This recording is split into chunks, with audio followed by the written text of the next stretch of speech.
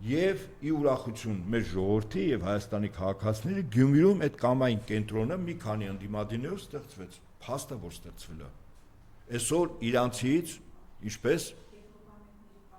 Եվրոպամետները, ախր իրենք արժանի է, որ ես իրանց մասին խոսեմ, 13 թվից Այնա Ստեփան ասում է Սաֆարյան խայտարակություն է, որ 20 քանի տոկոս գնացել են Վարդան Ղուկասյանն էլ դրա, այսինքն խայտարակություն չի, որ դուք խայտարակեցել եք լսել։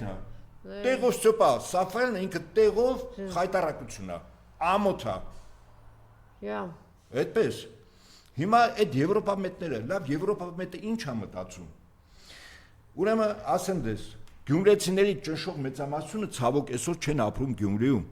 Գյումրիի ժողովրդագրական վիճակը փոխվել է, եթե փոխված չլիներ, եւ Գյումրին 88-89 թվի գյումրեցին լիներ Գյումրիում ապրող, այն գյումրեցին, որը փլատակների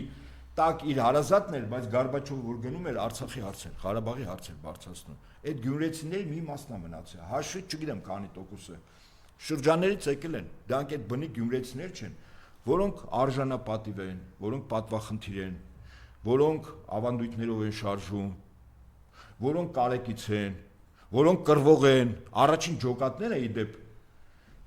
ինչ էր ասում այդ իշխանության տեխնացուն, ասում էր փող են տալիս, որ Ղարաբաղ չունի։ Առաջին ջոկատները, որ կազմավորվել է, ավանգարդում ի դեպ եղել է նաև Գյումրին։